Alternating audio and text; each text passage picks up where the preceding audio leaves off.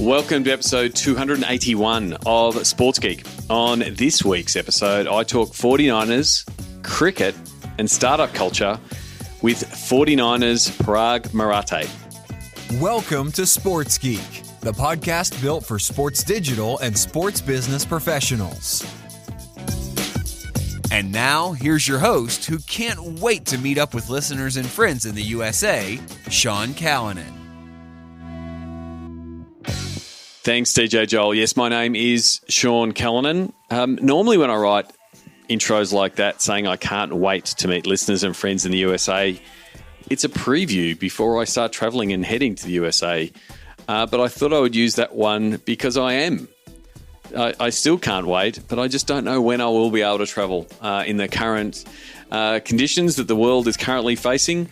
But I do wish all of my friends in the US well with everything they're dealing with, as I do with everyone in the world, because we are all dealing with similar scenarios. As always, you can contact me via sportsgeekhq.com. You can use email, sean@sportsgeekhq.com, or you can send me a tweet at Sean Callanan, or hit me up on LinkedIn. Before I jump in to today's episode with Paraag Marathe from the San Francisco 49ers, I just wanted to say thank you for everyone's support on the Sports Biz Zoom calls. It's been amazing to have over 600 people, people representing sports organisations in North America, in Canada, in South Africa, in France, in the UK, in Australia, New Zealand. I really do appreciate people taking the time and contributing with their opinion. Had some terrific discussions, and it's great now that if you do want to watch back either the same topic from another audience or other topics, you can do so via the Sports Geek Patreon. This week, we are talking ticketing in 2021.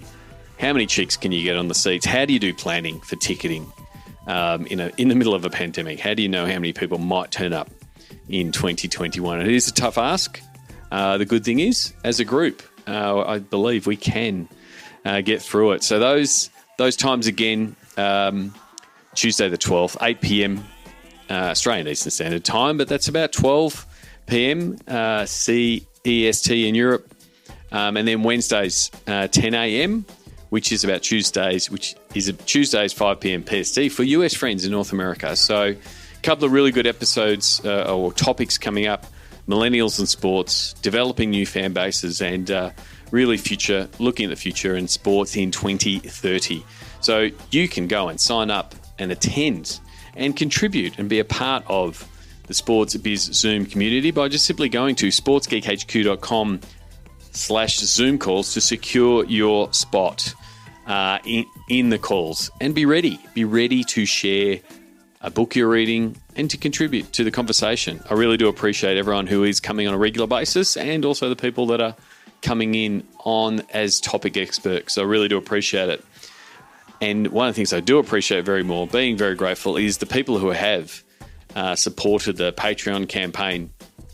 It's been really great as Sports Biz Zoom has grown, that the support of the Patreon campaign has come on board, and it does help that they now can watch back or listen to the Sports Biz Zoom calls exclusively as a Patreon subscriber. Thank you very much to some people who have signed up over our recent break. Jim Durash, a longtime friend, signed up, and I really appreciate your support, Jim.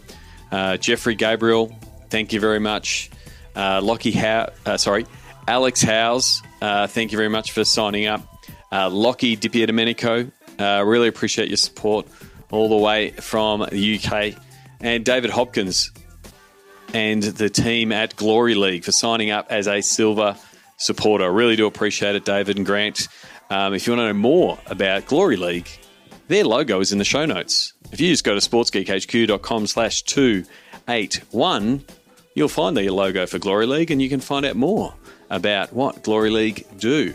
Again, thank you for those people who have supported. If you would like to support us with our sports business content across Sports Geek News, our regular newsletter, Sports Geek podcast, which comes out regularly, the Q&A podcast, which have also just started firing up again, and also our Sports Biz Zoom calls, which are now available in replay as a patron supporter. You can do so as a personal supporter, or you can do it as a business, as Glory League did as well. So thank you again. sportsgeekhq.com/Patreon. Patreon is how you can sign up and support all the efforts we're doing in the sports business space. Now, I want to get into my chat with the San Francisco 49ers, president of 49ers Enterprise and EVP of Football Operations. Really pleased to have this chat with Paraag Marathe.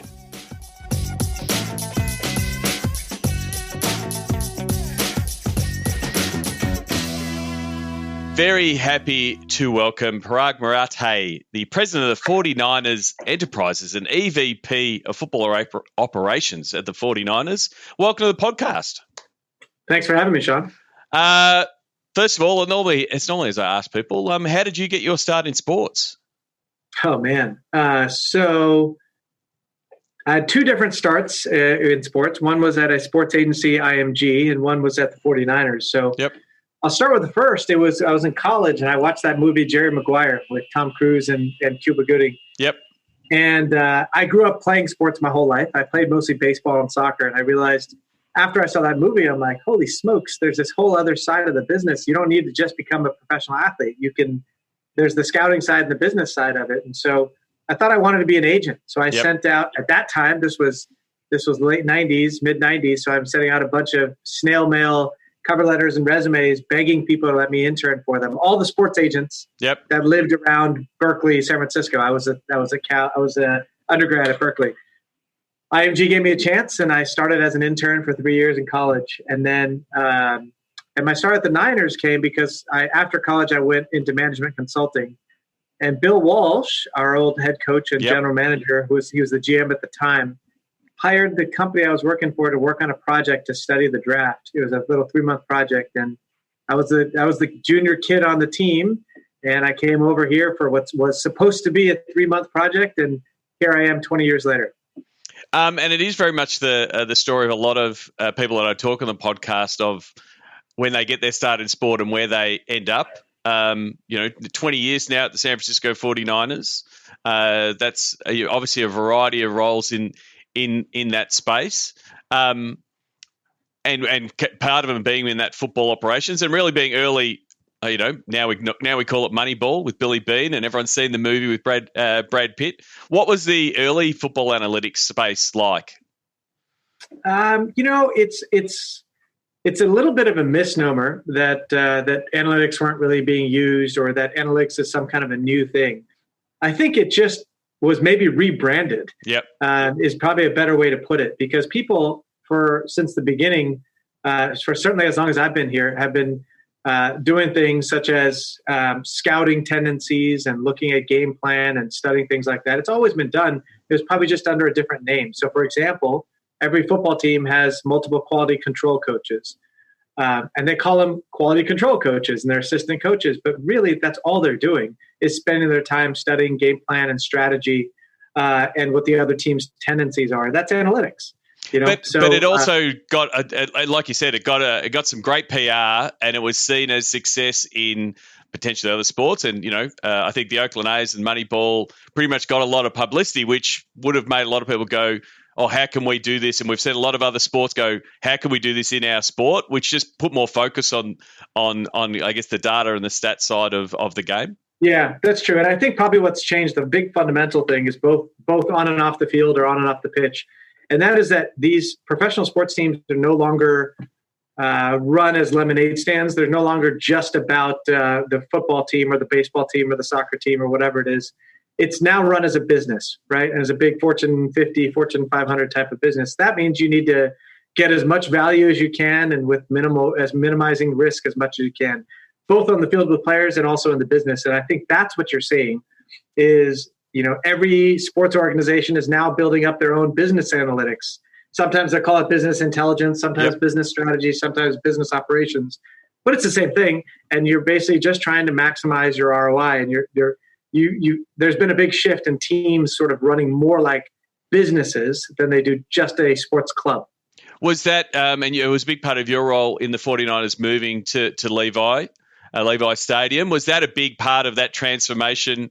Not to say, the 49ers were a lemonade stand when they were back at Candlestick Park, but was moving to a new facility and all the facilities in the precinct around that, really the 49ers leveling up?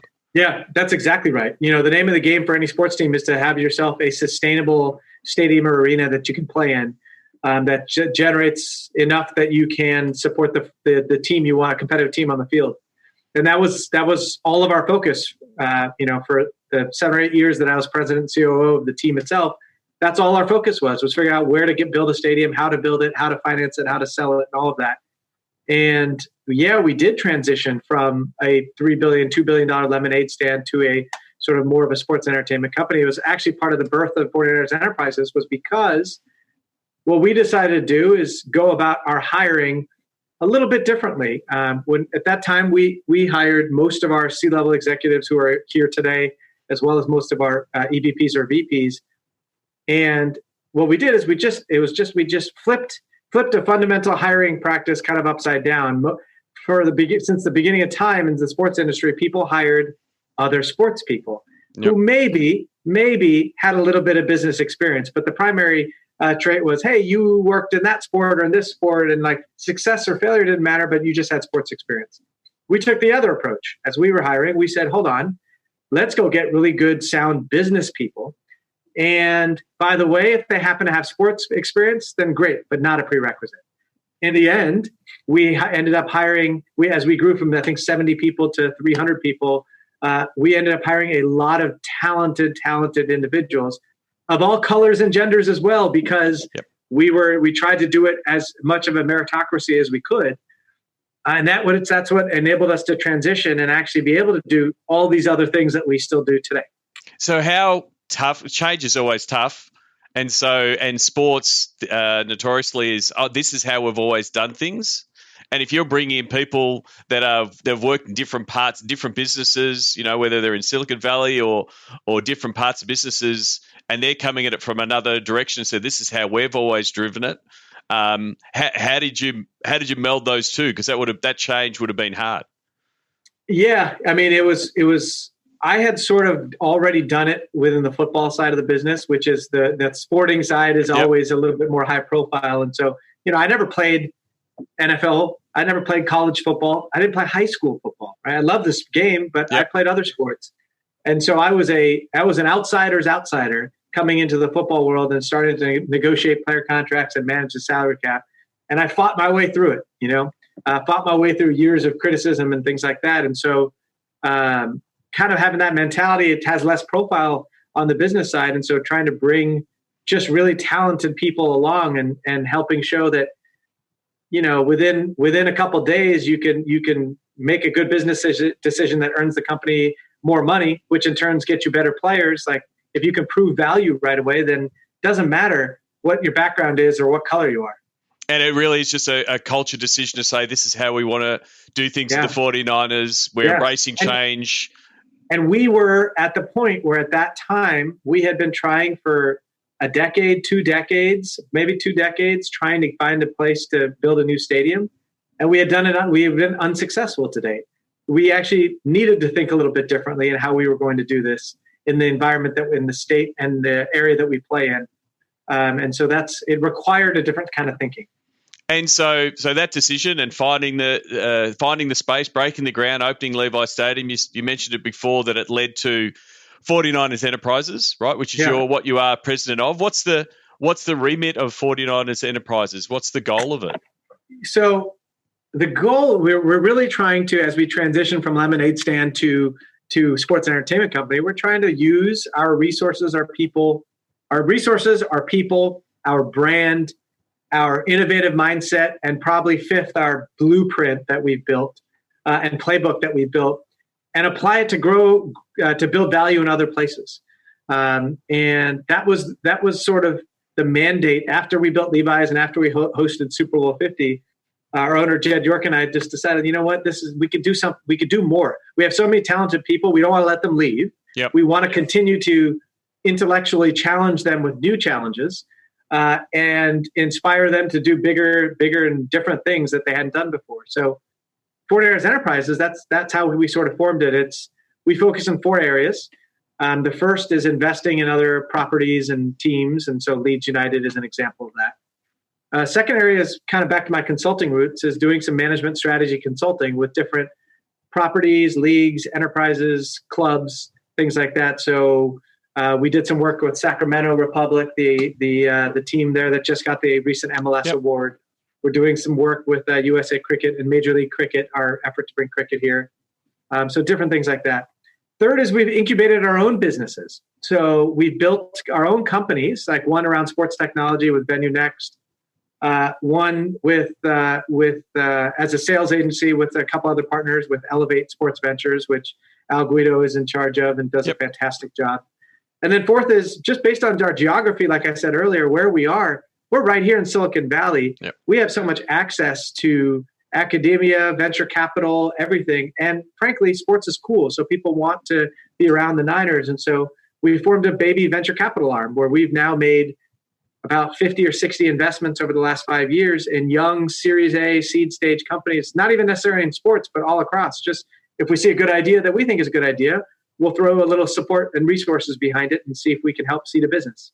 So it is a bit of a melding of what some of the big European clubs have done, where they expand and acquire other teams and all become under an umbrella, but also what Silicon Valley is doing, and what it is. The culture of that is effectively putting bets on different companies and seeing which ones will flourish. And we've got so many great people here, and we want to keep them here. And the only way to keep them here is to continue to grow and build. So you mentioned Leeds United. First of all, congratulations on the recent promotion of the Premier League. So how did the discussions there of 49ers Enterprises looking for acquiring and in the end gaining a minority stake in Leeds United? We were looking at European football for a little while. I actually, I want to say 5 years before we invested in Leeds, I had identified Leeds as a club that was just ready to really blossom. Obviously, they are a storied franchise, one that just fell on hard times and a dozen ownership groups in the last 25 years or whatever it might be. But the brand power was always there. Yep. And the old Leeds and Man United matches are things of historical significance in UK sport. And so we actually first identified it and first reached out in, I want to say either 2013 or maybe it was 2012, to try and do a strategic partnership of a kind of business practice sharing. We actually did some PR around it, but nothing necessarily materialized. Then through a mutual friend, a year or two later, I actually met Andrea Radrizzani, the majority owner. And at the time, he had nothing to do with Leeds. It was just we spent a day together here. I showed him Levi Stadium, and we formed a personal kinship. And we just got along great. And it was probably a year after that or 6 months after that he went and acquired Leeds. And I reached out and said, hey, wait a second. This is a club that we've long admired. We'd like to be a part of it. And, the rest is history.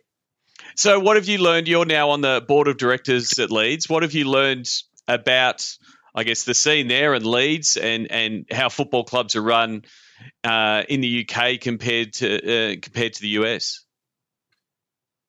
First of all, like overarching, there are so many similarities. I mean, just from how to run a business, and we've done a lot of business practice sharing. We've gone over there.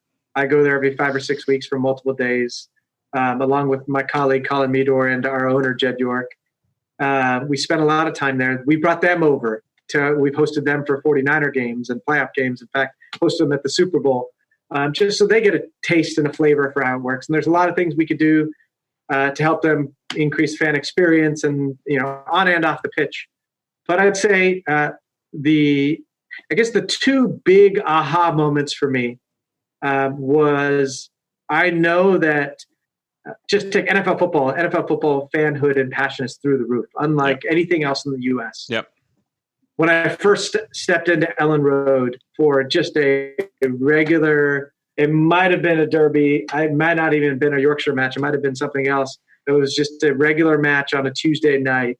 and the amount of fervor and energy and I don't know what better word to use other than just magic in the air for their team was something that really captivated me. And it was just special. It's at a different level. The amount of passion that fans and supporters have for their football team. It's not just they're fans of the team, it's their team. They own the team. They're part of the team. It's part of the fabric of who they are. That's different. And that's pretty powerful. The other thing I'd say is that it's a global marketplace. So football is played all around the world. Obviously the most popular sport in the world. That makes it harder, more complicated to find the right players and for your team because you now have a global source of locations to find players of all ages, right? And it's harder to find, like you shouldn't just fish from one pond or two ponds or even 10 ponds. There are thousands of ponds that you can fish from to find the best players for your squad. And figuring out how to be most efficient and I guess cost efficient and time efficient to get the best players for your team, that's something I'm still learning. Yeah. That tribal nature of UK sport is, and again, it's not diminishing, 49ers fans, NFL fans, like they're just as tribal, but it does feel like it is at another level, and it's really part of like an identity as part of their fans. So I think it will be interesting to see how you can tap into that and then also see some of the opportunities globally. You mentioned briefly there you're chair of USA Cricket. How did you find yourself in the world of cricket? Well, what's interesting is I didn't know too much about the game, but I guess I have the benefit of being one of the sole South Asian American sports executives here in the U.S.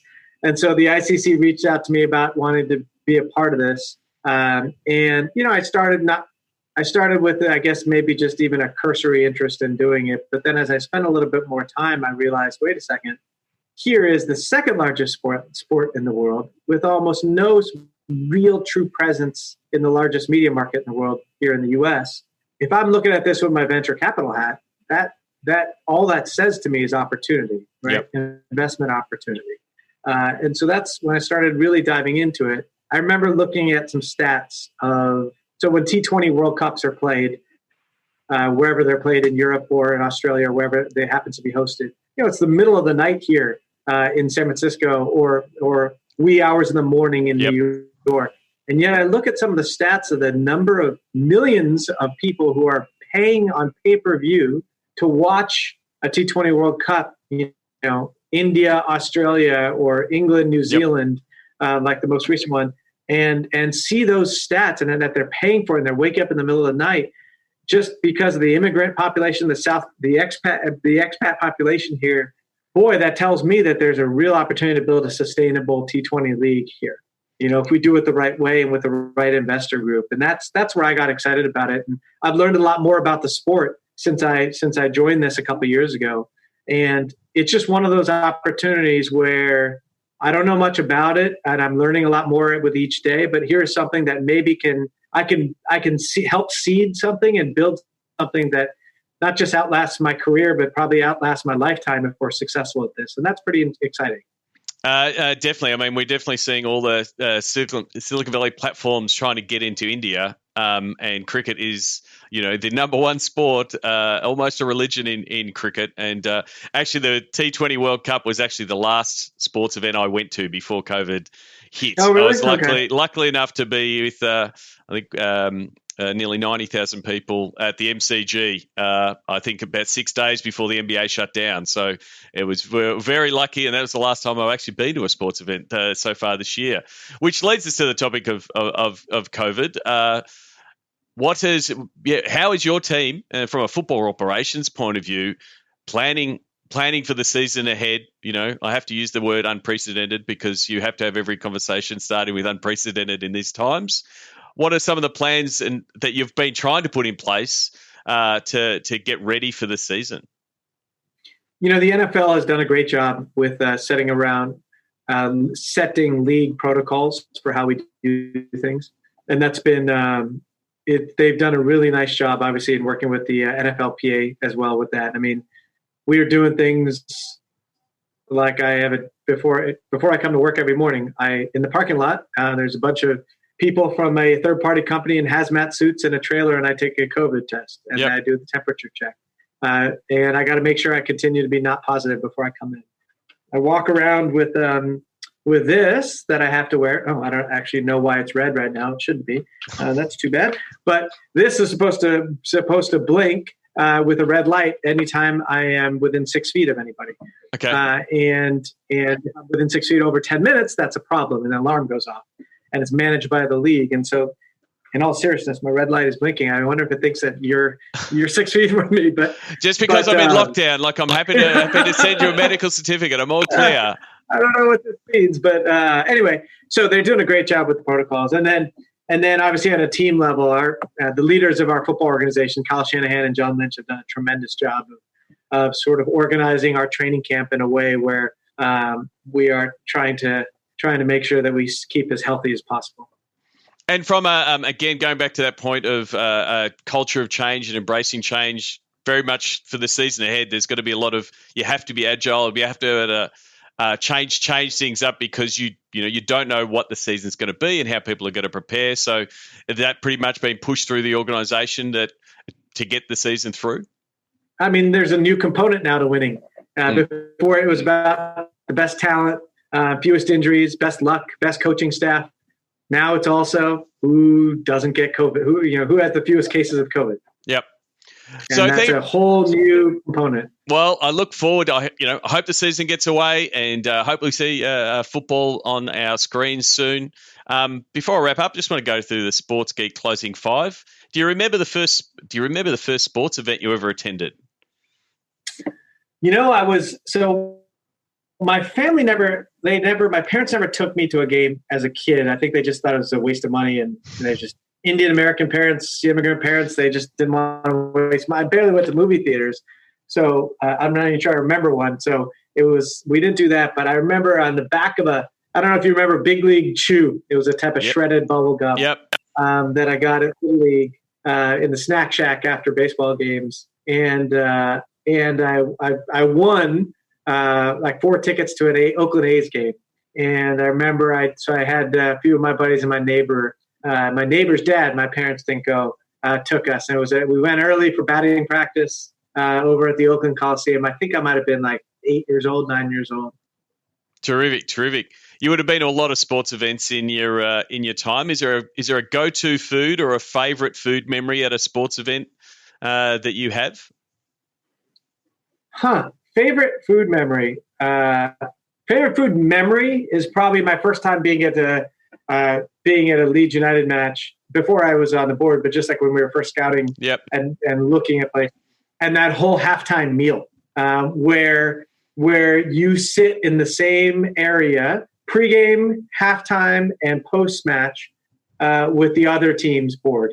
And you're literally 6 feet, if not less, or fewer feet away from your counterparts. Yep. That's strange. That never happens in the U.S. sport. And it was such an awkward thing. Now I'm used to it. Yeah. And it's I guess it's just sort of the way it's done. And it's good etiquette and everything, but it was just a brand new thing for me to experience when I first. Effectively, like you're at the president's or the chairman's dinner at halftime. Effectively, yeah, exactly. Terrific. What's the first app you open in the morning? Probably either Twitter or Google News. Okay, one of those, just to get my source of information. Terrific. Is there someone that you suggest the podcast listeners should follow, whether it's an author or an executive you think's doing well, and why? So you asked sports executives, so I'll answer this for sports executives. So I personally listen to the Daily podcast. It's a little 30-minute podcast done by the New York Times on whatever pertinent current issue is of the day. And I do it for a reason, and this is more about, as a sports executive, and with me involved in multiple sports, it's so easy to get caught up in the time warp that is sports, and you think nothing else is going around you in the world, because all that matters is sports, and that's so far from the truth. And this is probably the first time. This is the first time that I can remember where finally there's a little bit of intersection between sports and the rest of the world because of COVID. Yep. Right? We're forced to Yep. think about it. Before, it was always just the great escape. And so I always found it very helpful for me, beneficial to just do something non-sports so I could give myself some perspective and maybe be a little more learned than just being caught up in that time warp that is sports and sports only. Definitely. And the thing is, you're right. And you can't use, there's so many words you can't use now. We would have said, oh, we're in our sports bubble, but bubble means something else now in the world of sports. But I completely agree. Looking outside and seeing what other industries are doing, and I guess that's part of what you're doing in your role at 49ers Enterprises, seeing what other businesses and that are doing, because they can then come back and apply. Last but not least, what social media platform is your MVP? What's your go-to platform? I only recently became an Instagram convert, and only mainly because we've got 2 and 4-year-old daughters, and it's a great vehicle for me to share pictures with all the grandparents and all the cousins and uncles and aunts all around. So that's probably I'm not a big social media guy, but that's been a nice way for me to allow, especially family who can't see my kids right now, to be able to experience kind of them growing up.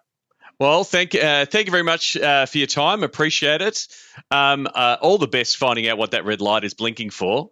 It's not blinking, so I guess you're safe again. It's not blinking. Apologies. He was just talking to someone in Melbourne. It's all fine. Thank you very much for coming on the podcast, and best of luck for the season ahead. And again, congratulations for you, Leeds United. Appreciate it. Thanks, Sean. Thanks for the time.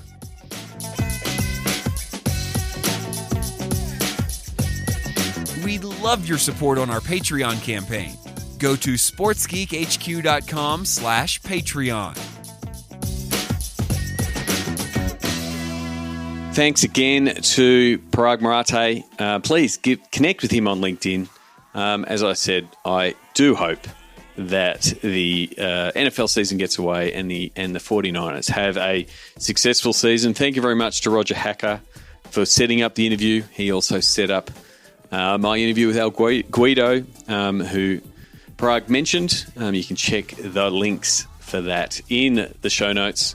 For my do this today advice, it's try a service that I've tried over the lockdown period. It's Lunch Club, and Lunch Club is effectively a tool that connects people with similar interests for a date.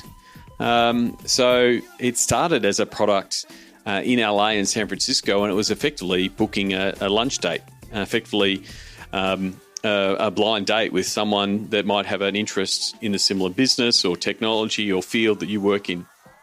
And so you sign up and say, I'm interested in digital and sports and technology and gaming and esports, and it would match you with someone and say, go and meet for lunch. They made the obvious pivot during COVID to virtual only and to be using Google Meet and Zoom, and it sort of accidentally went global. And being an early adopter of cool technology and especially networking, I love networking, I love connecting with people. I spotted it on Twitter and signed up, and since then I think I've had 20, 25, 26 different meetings with a variety of people in the technology space, media space, gaming, some esports people, some agency people, and I've really enjoyed it. Obviously, COVID has taken away the ability to network and go to conferences, which is why I was sort of drawn to something like Lunch Club, and obviously why I've started and pivoted Sports Biz Zoom to the Zoom platform myself. So I found it really useful. It's invite only. This link should work. I'll put it in the show notes, but if you go to seancallanan.com/lunchclub, that effectively should invite you from me. If that does not work, just send me an email or a DM, and I'm more than happy to invite you. I've really enjoyed it. Met some quality people, had some follow-up introductions from those people. So yeah, if you're missing networking and connecting with people, please go check out Lunch Club. Before I wrap up, a couple of calls to action from what I'm doing. If your team needs some work and needs a jolt, needs some help on a project, on a concept, planning out a platform, planning out the next year, you can do so via a 2-hour Pick My Brain session. We pick the topic, dive in, and start getting stuck on the work. Happy to book them. I'm really looking forward to a couple that I've got booked that I've been talking to with people on the Sports Biz Zoom calls. They've been really good. Great way to engage your team, fire them up for the week ahead and get them really fired up around what they're trying to do in the digital space. Or it could be working with your commercial team to help them better understand how they can sell digital. So there's a few different options there. Happy to have a call to discuss how you might use it, but it's been really effective for a few different clients. Also, if you are a sports technology provider, please reach out. Ask me about Sports Geek Amplify. It's a content series that we're building for four sports technology providers to the space. We're effectively calling it a sports technology marketing accelerator. We're going to build some really good content. It's going to be in podcast form. I'm going to quiz and probe and understand your product in my interview. So my listeners, you will know what the best products are to potentially be using and investigating when you're ready to do so, coming out of the current period we're doing. So if you want to be part of that and have your product reach the Sports Geek audience, please reach out about Sports Geek Amplify. Hopefully we'll see you on a future Sports Biz Zoom calls. Go to sportsgeekhq.com/Zoom calls.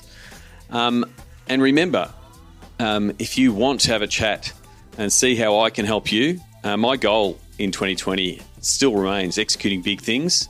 And to do that, I need to work on big problems. So if you've got big problems, let's chat. I want to help you solve them.